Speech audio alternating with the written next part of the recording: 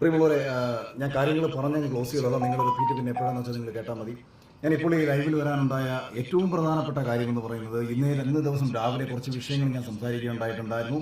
അതിനുള്ള പ്രധാനപ്പെട്ട കാരണം, ബിഗ് ബോസ് എന്ന് പറയുന്ന ഷോയോട് നീതി പുലർത്താത്ത ഏഷ്യാനെറ്റിൻ്റെ തലപ്പത്തിരിക്കുന്ന ചിലരുടെ നെറികേടുകൾ വളരെ കൃത്യമായിട്ട് അറിയാവുന്ന ഒരാളാണ് ഞാൻ.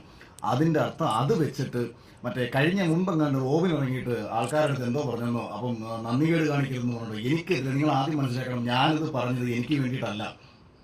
എനിക്ക് എന്തെങ്കിലും പ്രശ്നങ്ങൾ ഏഷ്യാനെറ്റിന്റെ ഭാഗത്തു നിന്നോ ബിഗ് ബോസിന്റെ അധികൃത ഭാഗത്തു നിന്നോ ഒന്നും ഉണ്ടായിട്ടില്ല എന്ന് മാത്രമല്ല, വളരെ കൂളായിട്ട് മുന്നോട്ട് പോയിക്കൊണ്ടിരിക്കുന്ന ഒരാളാണ് ഞാൻ സിനിമകൾ ചെയ്യാൻ നിൽക്കുന്ന ഒരാളാണ് ഞാൻ. എന്നെ സംബന്ധിച്ച് ഏഷ്യാനെറ്റുമായിട്ടും ഈ പറയുന്ന വ്യക്തികളുമായിട്ട് ഉണ്ടാകുന്ന എല്ലാ ബന്ധങ്ങളും എനിക്ക് എൻ്റെ ഭാവി ജീവിതത്തിൽ എനിക്ക് ഗുണകരമായി മാറത്തേ ഉള്ളൂ. എനിക്കിതെല്ലാം കണ്ട് മിണ്ടാതെ പഞ്ചമുച്ചം മടക്കി പിടിച്ച് നിശബ്ദനായിട്ടിരിക്കാം. എനിക്ക് യാതൊരു പ്രശ്നങ്ങളുമില്ല. എൻ്റെ ജീവിതത്തിൽ നേട്ടങ്ങൾ മാത്രമേ ഉണ്ടാവൂ. അതുപോലൊന്നുമല്ല റോബിന്റെ മുൻകാലത്ത് സംഭവിച്ചത്.